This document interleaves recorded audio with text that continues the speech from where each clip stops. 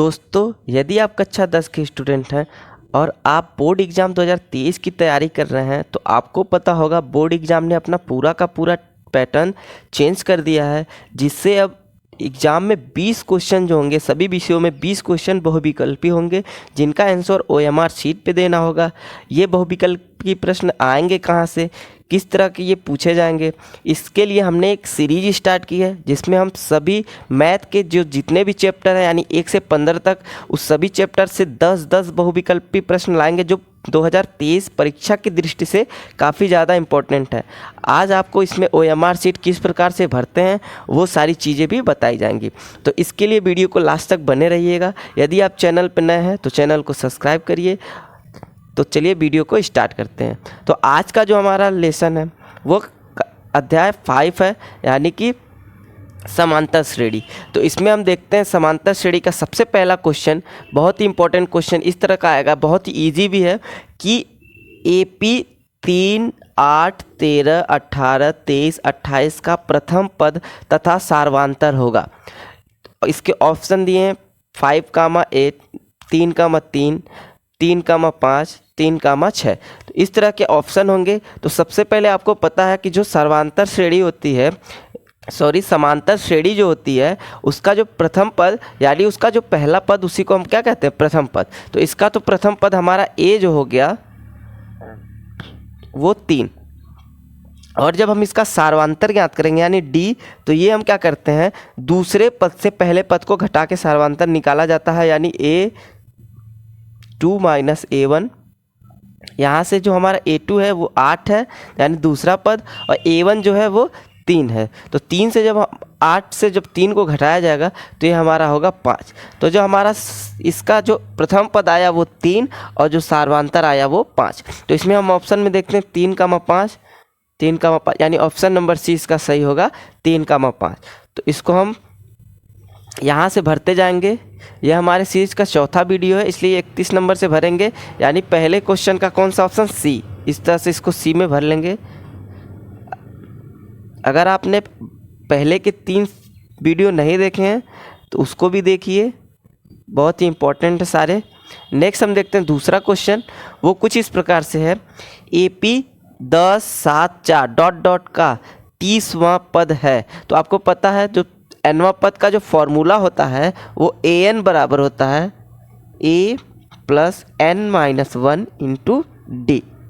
यहाँ पे 30वां पद पूछा जा रहा है, तो यहाँ पे लिख देंगे A30, यानी n का मान क्या है, 30। तो यहाँ से लिखेंगे A यानी हमारा हो गया 10 और प्लस n के जगह पे 30 है, -1 × D का मान हम कैसे ज्ञात करते हैं, दूसरे पद से पहले पद को घटाकर, यानी 7 में से हम 10 को घटाएंगे।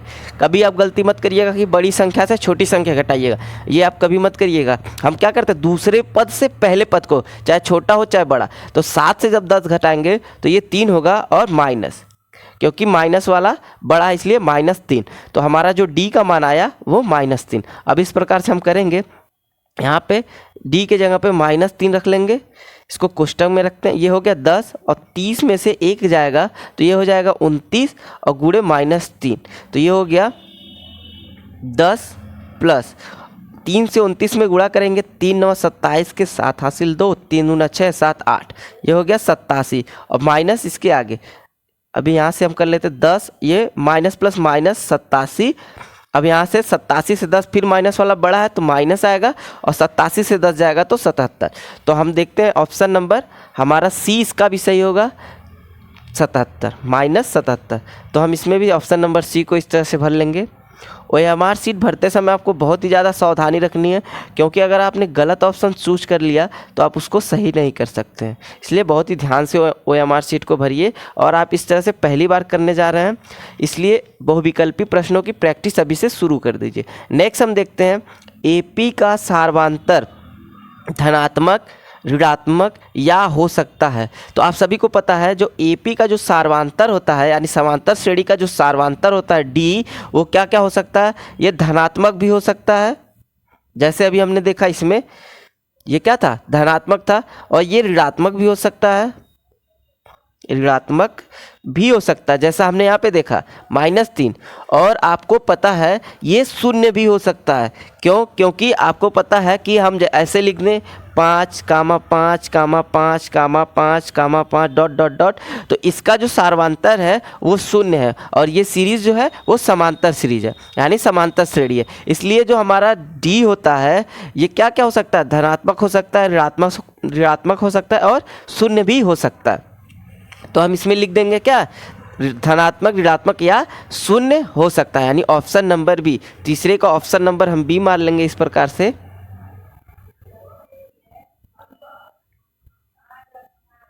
इस वीडियो को अपने दोस्तों में भी शेयर करिए जिससे सभी को ये सारी चीज़ें जानकारी हो सके और आप इन बहुविकल्पी प्रश्नों का प्रैक्टिस शुरू कर दीजिए। चलिए देखते हैं चौथा क्वेश्चन। AP 4, 10, 16, 22, 28 का सार्वंतर होगा। सार्वंतर ज्ञात करने के लिए हमने बहुत इजी बताया, क्या, दूसरे पद से पहले पद को घटाते हैं। तो D हमारा क्या होगा, जो D होगा वो क्या होगा, इसमें से 10 से हम 4 को घटा लेंगे। तो 10 से 4 को जब घटाएंगे तो ये हो जाएगा 6। आप हमेशा याद रखिए दूसरे पद से पहले पद को घटाना है, ना कि बड़ी संख्या से छोटी संख्या। ये पॉजिटिव यानी हमने बताया धनात्मक, ऋणात्मक और शून्य भी हो सकता है। चलिए देखते हैं। तो इसमें हमारा जो आया वो 6, तो 6 ऑप्शन यानी ऑप्शन नंबर सी। इसका हम ऑप्शन नंबर सी मान लेंगे चौथे का,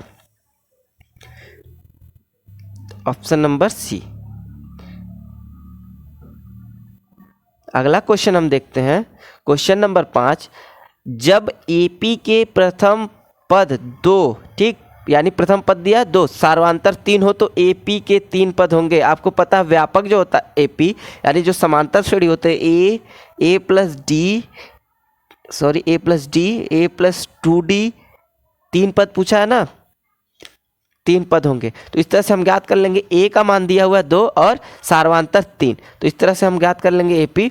A का मान दिया हुआ है 2 और D का मान दिया हुआ है 3, तो A की जगह 2 और फिर 2 और प्लस 3 ये हो गया 5 और 2 से इसमें 6 और 2 ये हो गया 8, यानी 2 5 8। इस तरह भी कर सकते हैं, 2 में 3 जोड़ेंगे तो 5, 5 में 3 जोड़ेंगे तो 8। इस तरह आगे पूछता, 8 में 3 जोड़ते तो 11, 11 में 3 जोड़ते तो 14। इस तरह से हमारी समांतर श्रेणी आगे भी बनती जाती।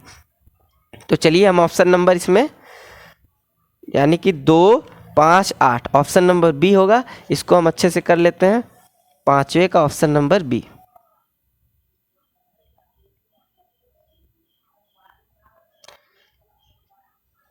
चलिए अगला क्वेश्चन हम देखते हैं। 60वां क्वेश्चन है, किसी समांतर श्रेणी में Sn माइनस Sn-1 श्रेणी के वे पद का मान होता है। यानी कौन से पद का मान होता है, n प्लस nवें पद का, nवें पद का, n-1 पद का या 1 n पद का।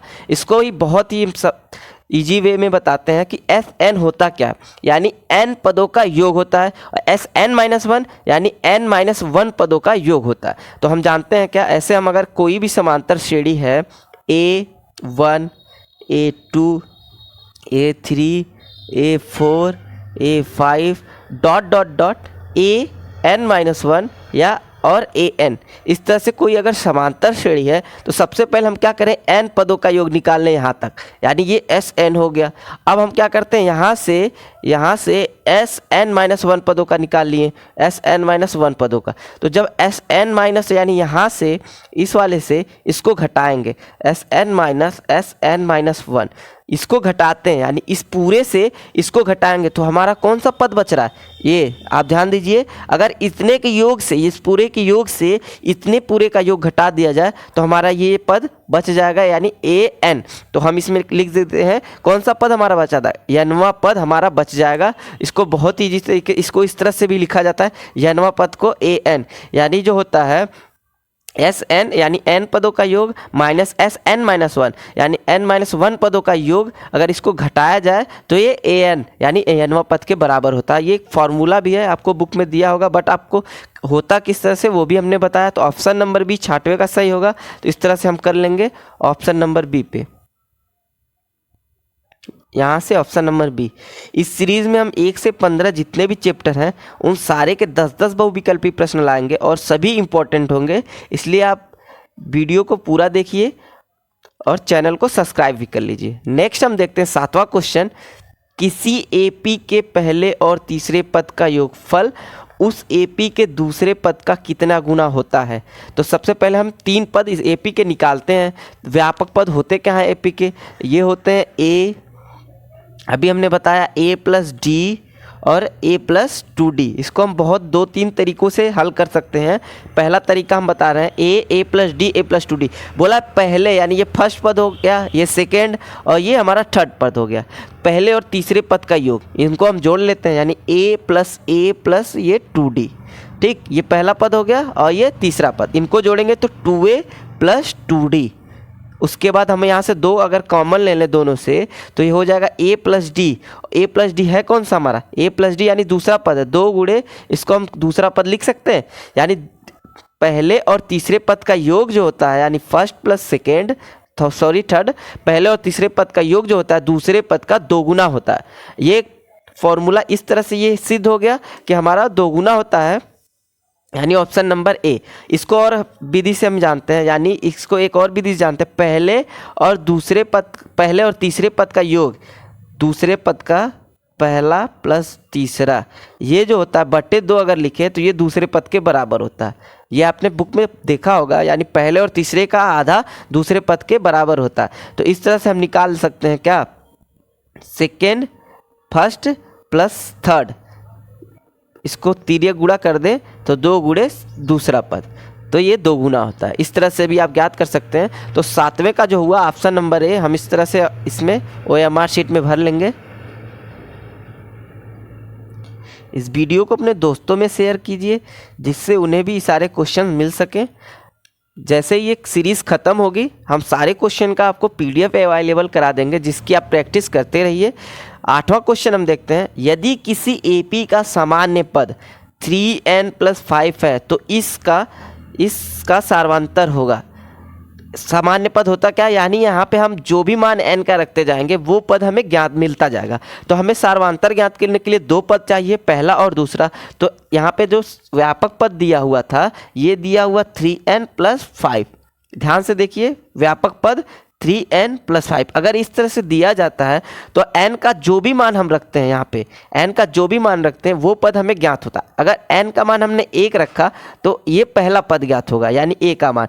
तो एक यहाँ पे 1 रख दीजिए, 3 गुणे 1 + 5, 3 एकम 3 + 5, ये हो गया 5 3 8। ये हमारा क्या हुआ, पहला पद। दूसरा पद अगर हम निकाल लें a2 तो n के जगह पे 2 रखना होता है, 3 गुणे 2 + 5, तो ये हो गया 3 दूना 6 और प्लस 5 का मान जो आया 5 और 6 5 11, ये हमारा दूसरा पद। अब हम सार्वंतर जो निकालते हैं d बराबर, यानी a2 माइनस a1, तो यहाँ से 11 माइनस ये होगा 8, तो ये होगा 11 से 5 जाएगा तो 3, 8 और 3 11, तो हमारा 3 जो हुआ ये सार्वंतर D हुआ। तो इसमें हम देखते हैं ऑप्शन नंबर कौन सा सही होगा 8वें का, ऑप्शन नंबर सी यानी 3। इसको हम भर लेंगे अपने OMR शीट में, ऑप्शन नंबर सी 3। अगला क्वेश्चन हम देखते हैं, 9वां क्वेश्चन कुछ इस प्रकार से है, यदि किसी AP का 6वां और 12वां पद क्रमशः 13 और 25 है तो इसका 20वां पद है। ये सारे क्वेश्चन परीक्षा की दृष्टि से बहुत ही इंपॉर्टेंट है। हो सकता है आपको इससे मिलता जुलता क्वेश्चन आए ये क्वेश्चन, बट क्वेश्चन इसी रूप में होगा। आप अगर आप इसकी प्रैक्टिस कर लेते हैं तो आप बहुत ही आसानी से एग्जाम में कर लेंगे। तो चलिए, यदि किसी AP का 6वां और 12वां पद क्रमशः 13 और 25 है तो हमको पता है 6वां पद जो हमारा होगा यानी A6, इसको हम लिख सकते हैं A + 5D। ये व्यापक रूप होता है, इस तरह लिख सकते हैं A12, 12वां पद जो होता है A + 11D। इसको क्या n-1 करते हैं ना, n-1 × D, तो n से यानी 12 से 1 जाएगा तो 11 × D। उसके बाद A6 जो हुआ A + n-1 यानी 6 में से 1 जाएगा तो 5D। इस तरह से हमारा व्यापक रूप होता है। अब इसका मान रखेंगे तो दिया था 6वां पद जो है वो 13 है और 12वां पद 25 है। तो जो 6वां पद यहाँ पे हम लिख देंगे A + 5D, ये बराबर दिया हुआ है 13, और यहीं पे दिया हुआ A + 11D यानी 11D, ये 25 दिया हुआ है। अगर हम इस दूसरे से पहला समीकरण को घटा लेते हैं, यानी इस दूसरे से पहले को घटाएंगे तो यहाँ लिख लेते हैं A + 5D बराबर 13, ये हमारा पहला समीकरण। इसको घटाएंगे माइनस माइनस माइनस, ये कट जाएगा और 11 से 5 जाएगा तो ये हमारा बचेगा 6D बराबर 13 से 25 से 13 को घटाएंगे, 5 से 3 जाएगा 2, 2 से 1 जाएगा 1, यानी 6 दूना 12। तो डी का मान जो आया हमारा 2। अब इस तरह से ए का मान निकालना, इसको पहले वाले समीकरण में रख देंगे डी का मान। तो ए प्लस 5 इंटू डी का मान 2 बराबर 13। तो यहाँ से आ जाएगा ए प्लस 5 दूना 10 बराबर 13। तो ए जो होगा हमारा 13, ये इधर जाएगा -10, यानी ए का मान जो आ जाएगा हमारा 3। इस तरह से हमारा ए का मान हो गया ए बराबर 3 और डी का मान हो गया 2। तो अब हम क्या निकालना था इसमें वो देख लेंगे। 20वां पद कुछ इस प्रकार से होगा, यहाँ पे देखिए ए प्लस 20वां पद यानी A20 हम लिख लेते हैं। A20 जो होगा ए प्लस 19 डी, आपको पता है n-1 इंटू डी। तो ए की जगह पे हम रखेंगे क्या, ए की जगह पे हमारा 3 है, 3 प्लस 19 गुणे और यहाँ पे डी के जगह पे 2।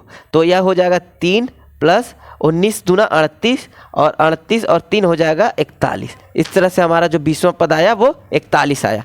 ये आपको करना क्या है, ये जो रफ हम देख रहे हैं कार्य, ये आप अपनी बोर्ड वाली कॉपी में लास्ट पेज जो होता है उसको रफ कार्य या लास्ट से 1-2 पेज छोड़ करके रफ कार्य इस तरह से लिख करके इस पेज को इस तरह यूज कर सकते हैं रफ कार्य के लिए। तो इसका 41 आया, यानी ऑप्शन नंबर ए, 9वें का ऑप्शन नंबर ए को हम भर लेंगे। ये 9वें का ऑप्शन नंबर ए। अगर आप अभी से प्रैक्टिस शुरू कर देते हैं तो आपको बोर्ड एग्जाम में आपका 20 नंबर जो होगा वो पक्का हो जाएगा, जिससे आपको पता है कि जो हमारा पेपर होगा 70 नंबर, 20 बहुविकल्पी होंगे, 50 नंबर वाले क्वेश्चन हमें लिखने हैं। तो अगर आप 20 अपना पक्का कर लेते हैं और आपका जो सेशनल मार्क्स यानी 30 नंबर जो है वो स्कूल से दे दिया जाए तो आपका 50% तो ऐसा ही फिक्स है। बाकी आप 50% में जितना भी अधिक स्कोर कर सकते हैं। तो इस तरह से आप बहुत ही आसानी से 80% प्लस मार्क्स ला सकते हैं अपने बोर्ड एग्जाम में, अगर ये आपने 20 मार्क्स जो है फिक्स कर लिए। और OMR शीट को कैसे भरते हैं इसको अगर आपने सीख लिया तो चलिए अगला क्वेश्चन हम लास्ट देखते हैं कौन सा क्वेश्चन है। 10वां बहुत इंपॉर्टेंट है। AP 5, 7, 9, 11 का कौन सा पद 27 है। तो हम मान लेते हैं ये कौन सा पद, nवां पद 27 है। इस तरह से अगर हम करें nवां पद हम लिख ले an जो है वो 27 है। an का फार्मूला होता है a plus n minus 1 into D. तो an के जगह पे क्या दिया हुआ है 27, a के जगह पे दिया हुआ था ये 5 है और plus n minus 1 into D के जगह पे देखिए 7 से 5 को घटाएंगे तो 2, बहुत आसानी से लग जाएगा। 27 बराबर 5 प्लस 2 से गुणा होगा 2n और ये माइनस हो जाएगा -2, क्योंकि प्लस माइनस माइनस होगा, 2 एकम 2, तो ये माइनस हो गया। अब हम देखते हैं यहाँ से 27 बराबर 5 से 2 जाएगा तो 3 प्लस 2n। तो यहाँ से 3 को इस साइड अगर ले आया जाए तो ये माइनस आ जाएगा, क्योंकि इधर प्लस है तो इधर -3 बराबर 2n। तो यहाँ से लिख सकते हैं 2n बराबर 27 से 3 जाएगा तो 24 और n 2 से इसको काटेंगे 12 दूना 24, n का मान जो आया 12, यानी जो 12वां पद था वो 27 था। तो यहाँ से हम 12वां पद को कर लेंगे ये लास्ट बी, 10वें का बी। तो इस तरह से हम लास्ट वाले का बी वाला ऑप्शन कर देंगे।